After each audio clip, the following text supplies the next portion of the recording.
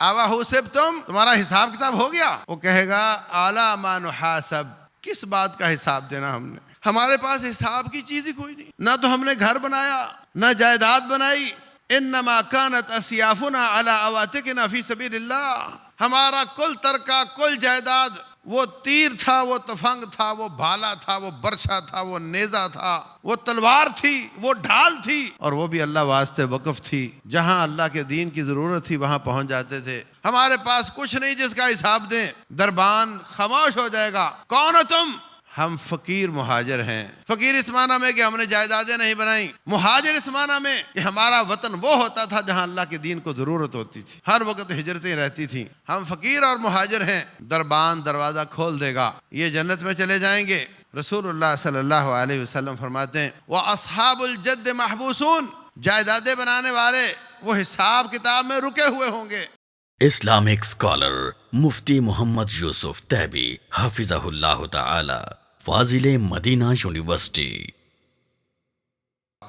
قال اللہ سبحانہ وتعالی ذلك بأنهم لا يصيبهم ظمأ ولا نصب ولا مخمصة في سبيل الله ولا يطعون موطئا يغيظ الكفار ولا ينالون من عدو نيلا إلا كتب لهم به عمل صالح إن الله لا يضيع أجر المحسنين۔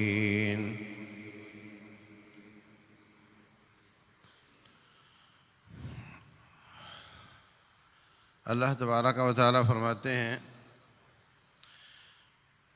کہ مدینے کے اڑوس پڑوس کے بدوؤں کو اور دوسرے لوگوں کو بالکل نہیں چاہیے تھا کہ وہ جہاد سے پیچھے رہتے، اس لیے کہ جہاد تو بہت ہی اجر دینے والی عبادت ہے۔ جو مجاہد اللہ کے راستے میں نکلتا ہے اس کی ہر شان پر، ہر آن پر، ہر حرکت پر، ہر حالت پر رب ذوالجلال اس کو اجر دے رہا ہوتا ہے۔ نماز ہم پڑھتے ہیں، یہ اسلام کا رکن ہے، اس کی بڑی شان ہے، اس کے بغیر بندہ مسلمان نہیں ہوتا۔ لیکن اس کے بارے میں اللہ تعالیٰ نے یہ نہیں فرمایا کہ اس کے رکوع کا یہ اجر ہوگا، سجدے کا یہ اجر ہوگا، قیام کا یہ اجر ہوگا، مگر جہاد کے بارے میں فرمایا کہ مجاہد گھر سے نکلتا ہے تو اس کی ریڈنگ شروع ہو جاتی ہے اور وہ کچھ بھی کام کرتا ہے اس کا اللہ تعالیٰ الگ الگ اجر لکھ رہا ہوتا ہے۔ لا يصيبهم ظمأ ولا نصب ولا مخمصة في سبيل اللہ، ان کو پیاس لگے اس کا اجر ملتا ہے، بھوک لگے اس کا اجر ملتا ہے۔ مجاہد چلا تھک گیا، تھکاوٹ کا اجر ملتا ہے۔ نصب تھکاوٹ کو کہتے ہیں۔ وَلَا يَطَعُونَ مَوْطِئًا يَغِيظُ الْكُفَّارَ، وہ زمین پر کوئی قدم اٹھاتا ہے جس قدم کے اٹھنے سے کافر پریشان ہوتا ہے تو اس کے ہر قدم پر اللہ تعالیٰ اجر عطا فرماتا ہے۔ وَلَا يَنَالُونَ مِنْ عَدُوٍّ نَيْلًا، دشمن کا کسی قسم کا نقصان کرے اس کو اللہ تعالیٰ اجر عطا کرتا ہے۔ اللہ اکبر۔ وَلَا يُنْفِقُونَ نَفَقَةً صَغِيرَةً وَلَا كَبِيرَةً، چھوٹے سے چھوٹا بھی خرچہ کرے اللہ واسطے۔ وَلَا يَقْطَعُونَ وَادِيًا، وادی کراس کرے، وادی تو کراس کرنی پڑتی ہے، اس کا اجر الگ ہے، جو خرچ کیا ہے اس نے اس کا الگ اجر ہے۔ اللہ اکبر۔ رسول اللہ صلی اللہ علیہ وسلم سے پوچھا گیا دلنی علی عمل یعدل الجہاد فی سبیل اللہ، مجھے کوئی ایسا کام بتائیں جو جہاد فی سبیل اللہ کے برابر ہو۔ رسول اللہ صلی اللہ علیہ وسلم فرماتے ہیں لا اجد، مجھے اپنی شریعت میں ایسا کوئی عمل نظر نہیں آتا جو جہاد کا مقابلہ کرتا ہوں۔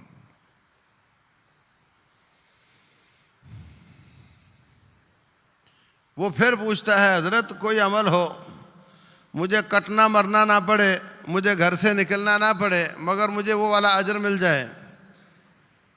فرمایا لا اجد، مجھے ایسا کوئی عمل نظر نہیں آتا۔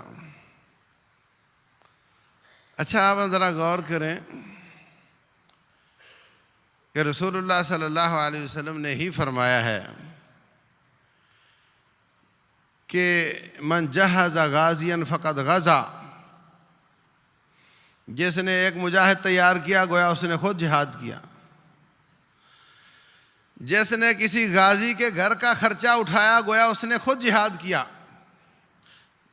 ادھر فرمایا اس کا مقابلہ کوئی نہیں کر سکتا، ادھر کہا وہ گویا کہ خود جا رہا ہے، تو ثابت ہوا کام کرنا اور چیز ہوتی ہے، کام کا اجر پانا اور چیز ہوتی ہے۔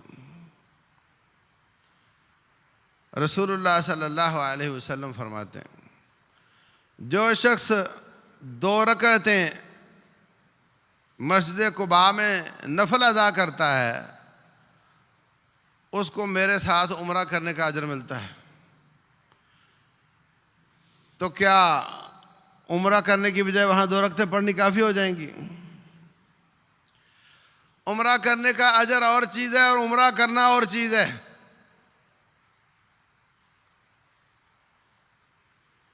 جو شخص قل هو اللہ احد والی سورت پڑھتا ہے گویا اس نے 10 پارے قرآن کے پڑھے۔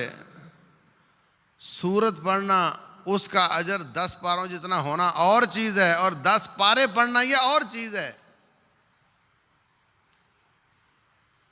جس نے مجاہد کی تیاری کروائی اس نے اجر پایا یہ اور چیز ہے، اور جس نے جا کر جان دی یہ اور چیز ہے۔ اجر اس کو ملتا ہے، مگر جس نے جان دی، جس نے شہادت پائی، اس کے اور کئی فضائل اور مناقب ہیں جو اس کو نہیں ملتے۔ اس کو تیار کرنے کا اجر مل جائے گا۔ تو فرمایا مجھے ایسا کوئی عمل نظر نہیں آتا۔ پھر اس نے کہا تو آپ نے فرمایا ایسا ہو سکتا ہے کہ مجاہد گھر سے نکلے اور تو مسلح پہ کھڑا ہو جائے اور ساری رات قیام کرے، صبح ہو جائے تو روزے رکھے، شام ہو جائے تو قیام کرے، صبح ہو جائے تو روزہ رکھے، جب تک وہ مہینہ 2 مہینے 4 مہینے سال واپس نہیں آتا تیری یہی روٹین چلتی رہے، کیا ایسا کر سکتے ہو؟ کہا یہ تو بہت مشکل کام ہے۔ تو فرمایا پھر اس کا مقابلہ بھی تم نہیں کر سکتے۔ لیکن عزیز بھائیوں، رب ذوالجلال والاکرام بہت قدردان ذات ہے، شکور ہے، حلیم ہے۔ وہ ذرہ ذرہ نیکی کا اجر دیتا ہے، ضائع نہیں کرتا۔ ذرہ ذرہ گناہ بھی لکھتا ہے، ذرہ ذرہ نیکی کا بھی اجر دیتا ہے۔ فَمَن يَعْمَلْ مِثْقَالَ ذَرَّةٍ خَيْرًا يَرَهُ وَمَن يَعْمَلْ مِثْقَالَ ذَرَّةٍ شَرًّا يَرَهُ۔ تو ایک شخص جاتا جان دیتا، وہ جان دینے والوں کے بھی مرتبے برابر نہیں ہوتے۔ ایک شخص 7 بہنوں کا بھائی ہے، دوسرا 7 بھائیوں کا بھائی ہے، اس کے نکلنے میں اور اس کے نکلنے میں فرق ہے یا نہیں؟ دیکھنے میں بیسک رینک تو یہی ہے کہ یہ نکلا ہے، مگر اس کے پیچھے کہانی کیا ہے اس کے مطابق اجر ملے گا۔ پھر ایک شخص اس کے نکلنے میں اس کو بڑی تکالیف آتی ہیں، دوسرے کے نکلنے میں تکالیف نہیں آتی۔ ایک شخص نکلتا ہے وہ سہولت کے ساتھ چلا گیا، دوسرے کو بہت مشقت کے ساتھ جانا پڑا، آگے جا کر بڑی مشقتیں آئیں اس کو۔ تو ایک بیسک رینک ہوتا ہے، ایک بیسک پے ہوتی ہے، اور ایک الاؤنس ملتے ہیں، اور کچھ سفر کرنے کے الاؤنس ہوتے ہیں، اور کچھ بڑے شہر کے الاؤنس ہوتے ہیں اور کچھ بیماری کے، تو جس قدر تکلیف آتی ہے، جس قدر صبر کرتا ہے، اسی قدر اس کا اجر بڑھتا چلا جاتا ہے، اور ان کا رب ہی جانتا ہے کہ کس کو کتنی تکلیف آئی ہے۔ اس لیے اللہ تبارک و تعالیٰ نے ہر ایک کو اس کے حساب سے اجر دینا ہے۔ تو یہ جب گھر سے نکلتا ہے، قدم باہر رکھتا ہے، تو اس کا میٹر شروع ہو جاتا ہے۔ اب جو مزید نیکیاں کرے گا وہ اضافی ہوں گی، اضافی ہوں گی۔ جیسا کہ نمازی مسجد میں آتا ہے، اس کی نیکی شروع ہو جاتی ہے۔ نماز کا انتظار کرتا ہے تو گویا وہ نماز ہی پڑھ رہا ہوتا ہے، وہ فارغ بیٹھا نماز پڑھ رہا ہے، اور اگر نماز پڑھ رہا ہو تو ڈبل نماز ہو گئی۔ یہ اللہ تبارک و تعالیٰ کا فضل ہے، بڑے وسیع فضل والی ذات ہے۔ تو گھر سے نکلا، اجر شروع ہو گیا، قدموں پر دھول پڑی، قدموں پر دھول پڑی، اللہ اکبر۔ حضرت ابوبکر صدیق رضی اللہ تعالیٰ عنہ خلیفہ بن گئے۔ عمر بن خطاب رضی اللہ عنہ بھی ایسے ہی کرتے تھے کہ جب کسی قافلے کو روانہ کرتے تو اس کے ساتھ ان مجاہد کی سواری کی مہار پکڑ کے کافی دور تک پیدل چلتے۔ امیر المومنین آپ یہ کیا کر رہے ہیں؟ تو فرماتے ہیں کہ فی سبیل اللہ کی دھول لینا چاہ رہا ہوں، میں چاہتا ہوں کہ اللہ کے راستے جہاد کی دھول میرے اوپر پڑے، میں جا تو سکتا نہیں اب۔ اللہ اکبر۔ اس دھول کی کیا قیمت ہے؟ رسول اللہ صلی اللہ علیہ وسلم فرماتے ہیں کسی کی ناک میں جہنم کا دھواں اور فی سبیل اللہ کی دھول جمع نہیں ہو سکتی۔ کسی کی ناک میں جہنم کا دھواں اور فی سبیل اللہ کی دھول جمع نہیں ہو سکتی۔ پھر اس دھول کی کیا شان ہے کہ رب ذوالجلال فرماتے ہیں وَالْعَادِيَاتِ ضَبْحًا فَالْمُورِيَاتِ قَدْحًا فَالْمُغِيرَاتِ صُبْحًا فَأَثَرْنَ بِهِ نَقْعًا فَوَسَطْنَ بِهِ جَمْعًا۔ وہ گھوڑے جو بھاگتے ہیں تو ان کے پاؤں جب پتھر سے ٹکراتے ہیں تو چنگاڑیاں نکلتی ہیں۔ وہ گھوڑے جب بھاگتے ہیں تو غبار اڑتی ہے۔ وہ گھوڑے جو صبح صبح دشمن کے اندر گھس جاتے ہیں، میں رب ذوالجلال ان کی قسم اٹھاتا ہوں۔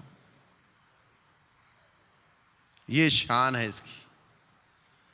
اللہ اکبر۔ رسول اللہ صلی اللہ علیہ وسلم فرماتے ہیں جس شخص نے گھوڑا خریدا رب ذوالجلال کے لیے راستے میں جہاد کرنے کے لیے، جب تک موقع نہیں ملا وہ اس کو پالتا رہا، اس کو پالتا رہا، اس پر خرچ کرتا رہا۔ فرمایا اس کو لے کر نکلتا تھا چرانے کے لیے، تو جو وہ کھاتا تھا، جو کچھ کھاتا تھا، جو کچھ پیتا تھا، اور جو کچھ وہ نکالتا تھا، اس کا پخانہ، اس کا پیشاب، اس کا کھانا، اس کا پینا، یہ سارے کا سارا رب ذوالجلال ترازو میں رکھ کر کے اس کا اجر عطا فرمائے گا۔ اللہ اکبر۔ اور فرمایا وہ لے گیا باہر چرانے کے لیے، چرا رہا تھا، اس کو رسی باندھ کر کسی جگہ باندھ کر چھوڑ دیا کہ اتنے علاقے میں چر لے گا۔ اس نے زور لگایا، رسی توڑ لی، وہ آگے چرنے کے لیے چلا گیا۔ اب یہ نہیں چاہتا تھا کہ یہ وہاں سے کھائے، مگر اس نے وہاں سے کھا لیا۔ تو رسول اللہ صلی اللہ علیہ وسلم فرماتے ہیں وہ بھی اللہ تعالیٰ اس کے نامہ اعمال میں اجر کے طور پہ لکھے گا۔ اللہ اکبر۔ آگے بڑھا، تھک گیا، گھوڑا بھی تھک گیا، یہ بھی تھک گیا۔ اللہ تعالیٰ تھکاوٹ کا الاؤنس دیتا ہے۔ آگے بڑھا، اونچائی آ گئی، پھر اترائی آ گئی، اللہ تعالیٰ اس کا الگ الاؤنس دیتا ہے۔ وَلَا يَقْطَعُونَ وَادِيًا، جب وہ وادی کراس کرتے ہیں تو اس کا بھی اللہ تعالیٰ اجر عطا فرماتا ہے۔ اللہ اکبر۔ پھر وہ آگے راستہ پیدل کا تھا، پیدل چلا، دشمن نے دیکھا، اس پر رعب طاری ہو گیا کہ یہ مجاہد آ گئے ہیں، تو فرمایا ہر وہ قدم جس سے کافر پریشان ہوتا ہے، وَلَا يَطَعُونَ مَوْطِئًا يَغِيظُ الْكُفَّارَ، جس سے کافر پریشان ہوتا ہے، اللہ تعالیٰ اس کے قدم قدم پر اس کو اجر عطا فرماتا ہے۔ آگے بڑھا، وَلَا يَنَالُونَ مِنْ عَدُوٍّ نَيْلًا، دشمن کا جتنا بھی نقصان کیا، تھوڑا کیا یا زیادہ کیا، اس کا بھی اللہ تعالیٰ اس کو اجر عطا فرماتے ہیں۔ فَيَقْتُلُونَ وَيُقْتَلُونَ، قتل کرتے بھی ہیں، قتل ہوتے بھی ہیں۔ دشمن کو قتل کر دیا، رسول اللہ صلی اللہ علیہ وسلم فرماتے ہیں جس شخص نے اللہ کے راستے میں دشمن کو قتل کر دیا، وہ مقتول اور یہ قاتل جہنم میں جمع نہیں ہو سکتے، یعنی گویا جنت کی شہادت مل گئی۔ یہ دونوں اکٹھے نہیں ہو سکتے جہنم میں، اگر وہ جہنم میں ہے تو یہ کبھی نہیں جا سکتا۔ اللہ اکبر۔ اور آگے بڑھا، اس کو زخم لگ گیا، رسول اللہ صلی اللہ علیہ وسلم فرماتے ہیں من یقلم فی سبیل اللہ، جو اللہ کے راستے میں زخمی کیا جاتا ہے، اللہ اعلم بمن یقلم فی سبیل اللہ، یہ تو رب ہی جانتا ہے کہ کس کا زخم اللہ واسطے ہے۔ تو فرمایا یاتی یوم القیامہ لونہ لون الدم ریحہ ریح المسک، اس خون کا رنگ تو خون کا ہوگا مگر اس سے کستوری کی خوشبو آ رہی ہوگی۔ اور یہ بڑی زبردست دلیل ہوگی رب کے دربار میں کہ مجھے کیا پوچھنا ہے کہ میں کیا کر کے آیا ہوں، میری حالت ہی بتاتی ہے کہ میں کیا کر کے آیا ہوں۔ اللہ اکبر۔ زخمی ہوا، پھر شہید ہو گیا۔ رسول اللہ صلی اللہ علیہ وسلم فرماتے ہیں روح نکلنے سے پہلے پہلے رب ذوالجلال اس کو معاف فرما دیتے،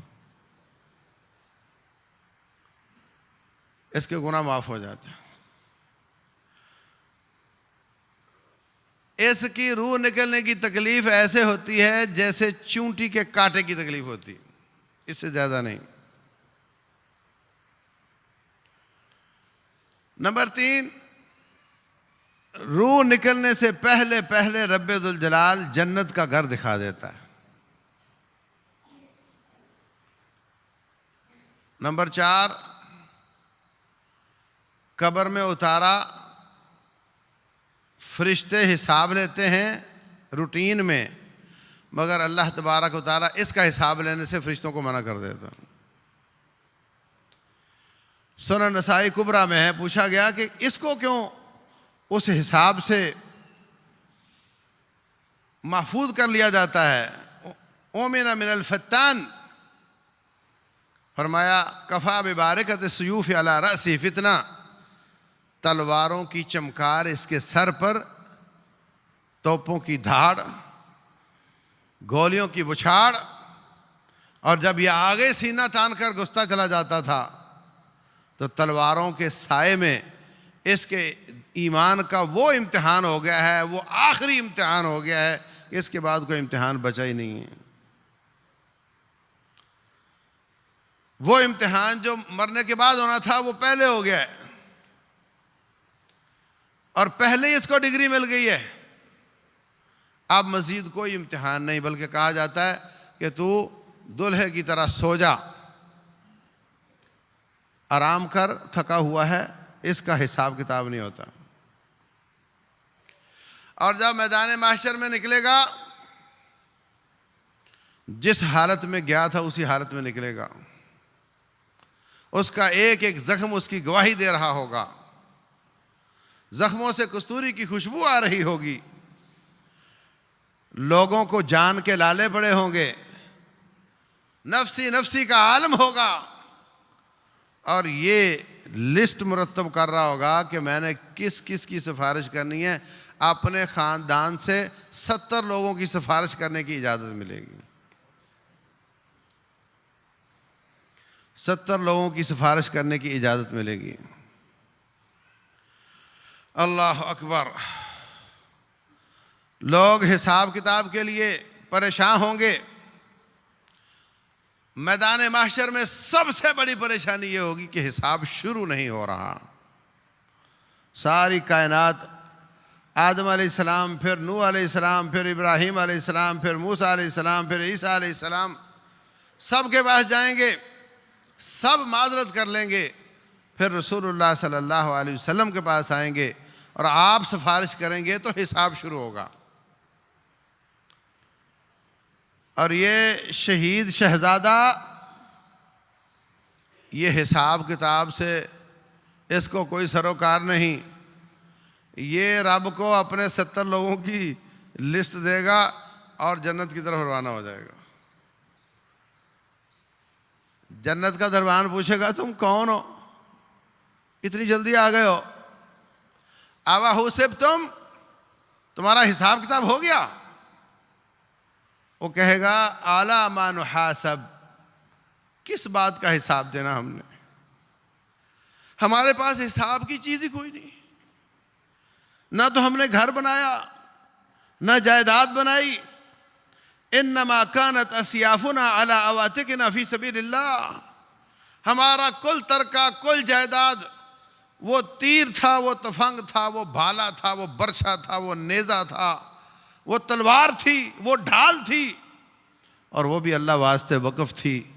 جہاں اللہ کے دین کی ضرورت تھی وہاں پہنچ جاتے تھے. ہمارے پاس کچھ نہیں جس کا حساب دیں. دربان خاموش ہو جائے گا. کون ہو تم؟ ہم فقیر مہاجر ہیں.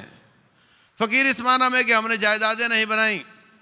مہاجر اس معنی میں کہ ہمارا وطن وہ ہوتا تھا جہاں اللہ کے دین کو ضرورت ہوتی تھی. ہر وقت ہجرتیں رہتی تھیں، ہر وقت ہجرتیں ہی رہتی تھیں. ہم فقیر اور مہاجر ہیں. دربان دروازہ کھول دے گا، یہ جنت میں چلے جائیں گے. رسول اللہ صلی اللہ علیہ وسلم فرماتے ہیں وَأَصْحَابُ الْجَدِّ مَحْبُوسُونَ، جائیدادیں بنانے والے وہ حساب کتاب میں رکے ہوئے ہوں گے. 5 صدیاں بعد پہلا وہ شخص جنت میں داخل ہوگا جو حساب کتاب میں پاس ہو کر آیا ہوگا. ہم کہتے ہیں یہ نوجوان تھا، پڑھتا پڑھاتا، یہ ادھر چلا گیا. ہم سمجھتے ہیں شاید یہ اس نے زندگی سے فائدہ نہیں اٹھایا، اس نے جوانی نہیں دیکھی. ہم سمجھتے ہیں شاید وہ وقت سے پہلے چلا گیا ہے. وقت سے پہلے تو نہیں گیا. قُلْ لَوْ كُنْتُمْ فِي بُيُوتِكُمْ لَبَرَزَ الَّذِينَ كُتِبَ عَلَيْهِمُ الْقَتْلُ إِلَىٰ مَضَاجِعِهِمْ. اگر تم گھر بیٹھے ہوتے تو بھی جب مرنا ہے تو مر ہی جانا ہے. جو لوگ جہاں بھی کوئی فوت ہوتا ہے، کوئی شہید ہوتا ہے، وہ اگر وہاں نہ ہوتا، کہیں اور ہوتا، تو بھی اپنے وقت مقررہ پر جا چکا ہوتا.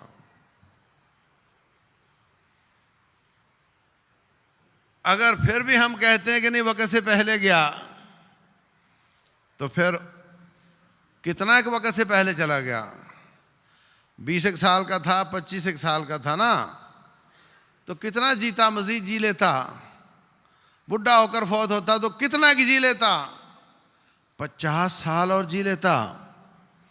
تو 50 سال تیرے خیال میں وہ وقت سے پہلے چلا گیا، تو 500 سال پھر وہ وقت سے پہلے جنت میں چلا جائے گا، دنیا سے پہلے جنت میں چلا جائے گا. اور جنت میں جانے کے بعد رسول اللہ صلی اللہ علیہ وسلم فرماتے ہیں، فرمایا ان اللہ 100 درجہ اعدها اللہ للمجاہدین فی سبیل اللہ. اللہ تبارک و تعالیٰ نے جنت میں 100 منزلہ ٹاور تیار کیا ہے جو مجاہد کے لیے، مجاہدوں کے لیے 100 منزلہ ٹاور تیار کیے ہیں. ما بین المنزلتین ما بین السماء والارض اور اس کی 100 منزلہ ٹاور کی ہر منزل کا آپس کا فاصلہ اتنا ہے جتنا زمین آسمان کا فاصلہ ہے۔ اللہ اکبر۔ سب کو روٹین میں 2 حوریں ملیں گی اور اس کو 72 ملیں گی۔ اور پھر اگر قرآن بھی یاد ہوا، اچھا یہ مجاہد کا مقام ہے بھائی، شہید کا نہیں، شہید اس سے بھی اوپر ہوگا۔ اور اس کے بعد اگر قرآن یاد ہے تو اللہ فرمائے گا یہ لفٹ ہے، اس پہ بیٹھ جا اور پڑھتا جا اور چڑھتا جا، اقرا ورتقی ورتل کما کنت ترتل فی الدنیا فإن منزلتک آخر آیت تقرأها۔ پڑھتا جا اور چڑھتا جا، اور جیسے دنیا میں ٹھہر ٹھہر کے گنے مدے شدے ٹھیک ٹھیک کر کے چلتا تھا ایسے ہی پڑھنا ہے، اور تیری منزل وہاں ہوگی جہاں تیری آخری آیت ہوگی۔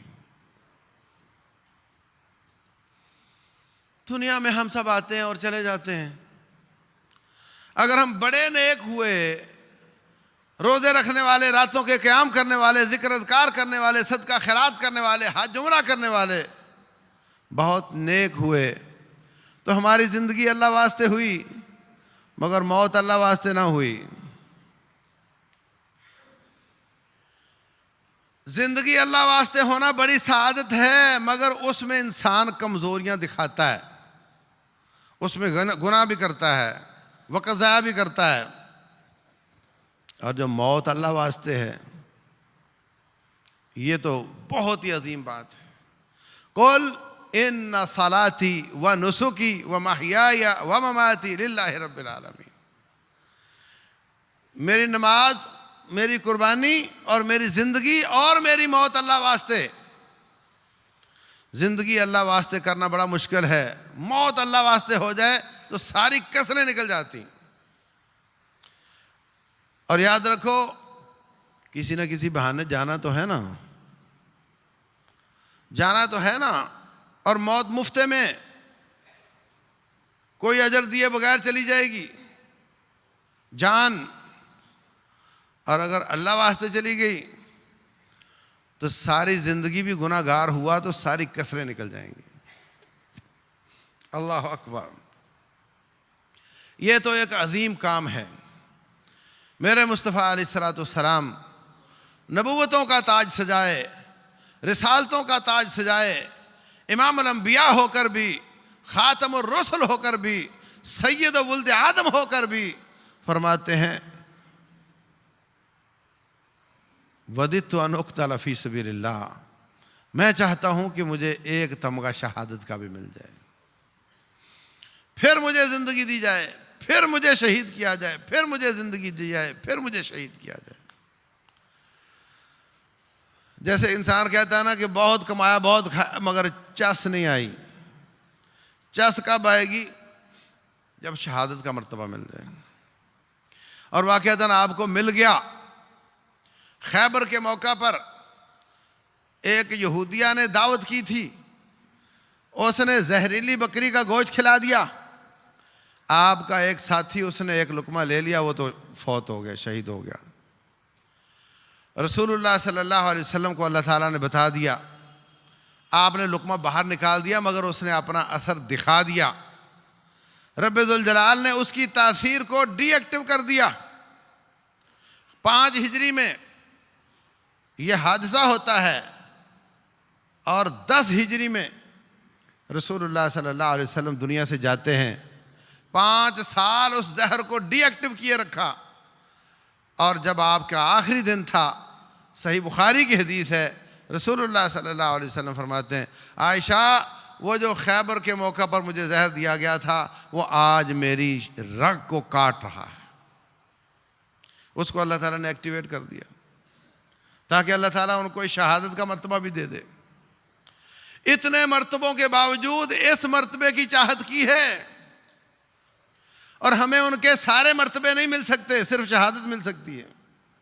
نہ ہم نہ شخص کوئی نبی بن سکتا ہے، نہ رسول بن سکتا ہے، ان کی تو قدموں کی خاک کا مرتبہ بھی نہیں مل سکتا، مگر یہ مرتبہ جس کی انہوں نے چاہت کی ہے یہ مل سکتا ہے۔ یاد رکھو وقت مقرر ہے.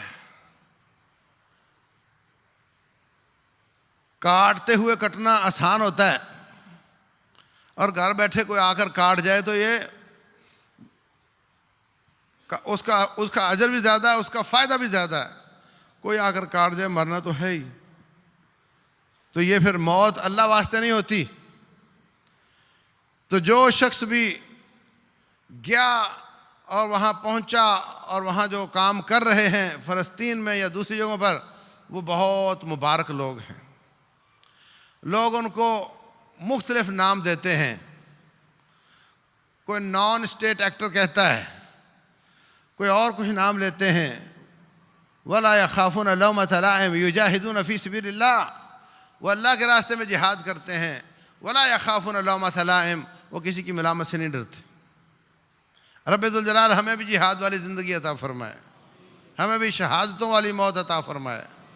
کئی بسا اوقات ایک شہادت ہوتی ہے، بسا اوقات کئی شہادتیں ہوتی ہیں.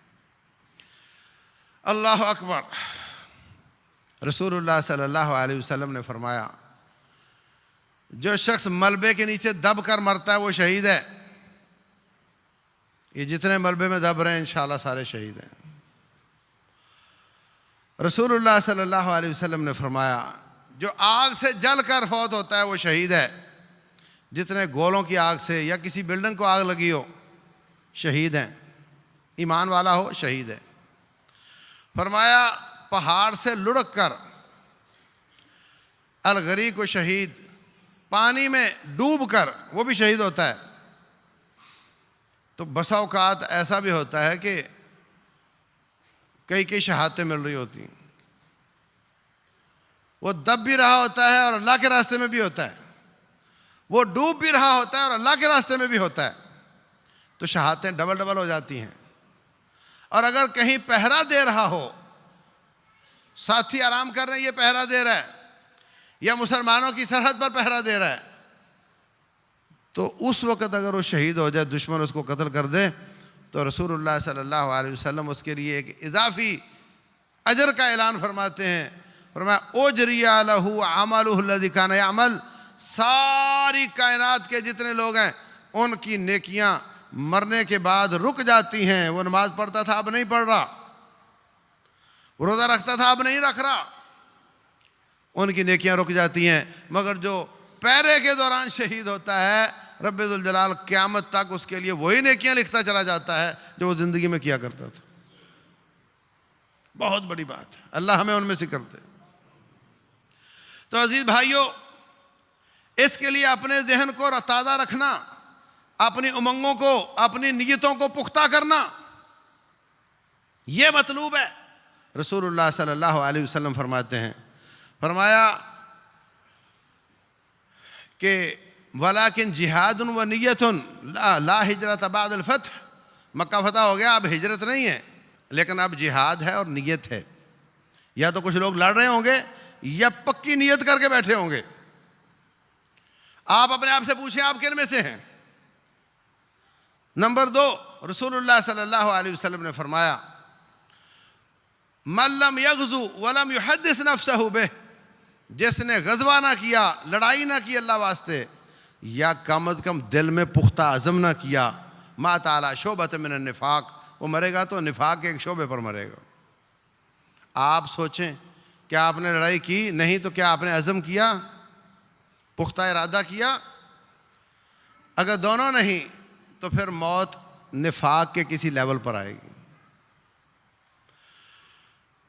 رب ذوالجلال فرماتے ہیں، من المؤمنین رجال صدقوا ما عاہدوا اللہ علیہ. مومن 2 قسم کے ہیں، جو انہوں نے رب کے ساتھ وعدہ کیا تھا وہ پورا کیا. فمنہم من قضا نحبہ، کچھ اپنی باری بھگت گئے. ومنہم من ینتظر، اور کچھ ہیں جو انتظار میں ہیں، نیت کر کے بیٹھے ہوئے ہیں. وما بدلوا تبدیلا، انہوں نے اپنے عزم کو تبدیل نہیں کیا ہے. اور اب آپ یہ نہ سمجھیں کہ میں تو بڈھا ہو گیا، میں کیسے عزم کروں. عزم اندر سے نکلتا ہے، وہ جوانی بڑھیپا نہیں دیکھتا. ابوبکر صدیق رضی اللہ عنہ، نے خود رسول اللہ صلی اللہ علیہ وسلم نے کتنی عمر میں مار کے لڑے ہیں.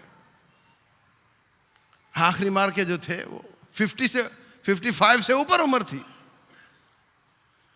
ابو ایوب انصاری رضی اللہ تعالیٰ عنہ قسطنطنیہ پر حملے کے لیے قافلہ تیار ہوتا ہے. فرمایا بیٹو مجھے بھی ساتھ لے جاؤ. کہا بزرگوں آپ نے بہت نیکیاں کی ہیں, بڑے مار کے لڑے ہیں, اب آپ کی صحت اجازت نہیں دیتی. کہا نہیں بیٹے مجھے ساتھ لے جاؤ. راستے میں حالت خراب ہو گئی.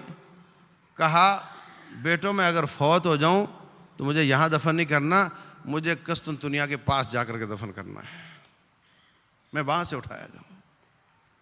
حضرت حرام بنت ملحان عورت ہے, بوڑھی عورت ہے, ایسی ہے کہ رسول اللہ صلی اللہ علیہ وسلم ان کے گھر چلے جایا کرتے تھے. گھر گئے تو وہاں آرام بھی کر لیا کرتے تھے. ایسی بوڑھی عورت ہے, نہ اپنی عورت ذات کو دیکھا, نہ اپنی عمر کو دیکھا, نہ اپنی کمزوری کو دیکھا. عزم دیکھیں ان کا کیسا ہے. رسول اللہ صلی اللہ علیہ وسلم لیٹ گئے, آرام کرنے لگ گئے. اٹھے تو ہنس رہے ہیں جناب. کہنے لگی حضرت آپ کس بات پر ہنس رہے ہیں؟ فرمایا میری امت کے کچھ لوگ سمندری سفر کر کے جہاد کریں گے اور مجھے رب نے جنت میں ان کا مقام دکھایا, ملوکن علی الاسرا, یوں لگا جیسے تختوں پہ بادشاہ ہوتے ہیں. اس نے آؤ دیکھا نہ تاؤ دیکھا, کہتی ہے دعا کر دیجئے میں ان میں سے ہو جاؤں. میری یہ بات کرنے سے پہلے آپ میں سے کس کے دل میں آیا کہ میں ان میں سے ہو جاؤں؟ حدیث تو آپ کے سامنے بھی آئی ہے, ان کے سامنے بھی آئی ہے. آپ میں سے کس کے دل میں آیا کہ کاش میں ان میں سے ہو جاؤں؟ یہ فرق ہوتا ہے. اپنی اوقات نہیں دیکھی, اپنی ذات نہیں دیکھی, اپنی کمزوری نہیں دیکھی, اپنی عمر نہیں دیکھی, کہتے ہیں دعا کر دیجئے میں ان میں سے ہو جاؤں. آپ نے فرمایا آپ ان میں سے ہیں. پھر آرام کیا, پھر ہنس رہے تھے, پھر پوچھا, پھر وہی بات کی تو کہا دعا کر دیجئے میں ان میں سے ہو جاؤں. فرمایا وہ یہ اور قافلہ ہے, وہ تم پہلوں میں سے ہو چکی ہو. اور جب قسطنطنیہ پر حملہ ہوا تو حرام بنت ملحان ساتھ گئیں اور راستے میں شہید ہو گئیں, فوت ہو گئیں. اور رسول اللہ صلی اللہ علیہ وسلم نے ان کے لیے جہاد کا بھی اور سارے اجر اور جنت میں تختوں کی بادشاہت سارا ان کے لیے عطا فرما دیا, بیان فرما دیا کہ اللہ تعالیٰ عطا کرے گا. سبحان اللہ. اس طرح ہوتا ہے. ایک آدمی نہیں جا سکا, عزم اس کا پختہ ہے, اللہ اس کے عزم پر اس کو اجر دے گا, اللہ اس کے عزم پر اجر دے گا. اور اب تو بڑی وسعتوں والا بھائیو. مسلم شریف کی حدیث ہے, رسول اللہ صلی اللہ علیہ وسلم فرماتے ہیں, فرمایا من طلب الشہادۃ بصدق بلغہ اللہ منازل الشہداء ولو مات علی فراشہ. جو سچے دل سے شہادت مانگتا ہے, اگر وہ بستر پہ بھی فوت ہوا اللہ اس کو شہادت کا مرتبہ عطا فرما دیتا ہے. اللہ اکبر. کیسے عظیم رب کے بندے ہیں ہم, کیسے عظیم رب کے ہم بندے ہیں. وہ ہم سے کتنا پیار کرتا ہے. سچا عزم کر لو اور یاد رکھو مجھے کوئی زیادہ دیر نہیں نظر آ رہی. سارے علاقے اپنی باریاں بھگت چکے ہیں. افغانستان بھگت گیا, ہاں نا, 2 بار بھگت گیا. اور ایران عراق کی جنگ لگی رہی, وہ بھی بھگت گیا, لمبی 10 سال چلتی رہی. اور عراق پھر اب امریکہ کے ساتھ بھی بھگت گیا. اور سیریا بھی, اور آگے چلتے جاؤ, لیبیا, الجزائر, تونس, یہ سب ہماری ہوش میں یہاں پت جھڑ لگا ہے. کشمیر, فلسطین, یمن, ان سب میں جنگیں لگ چکی ہیں ہماری ہوش میں.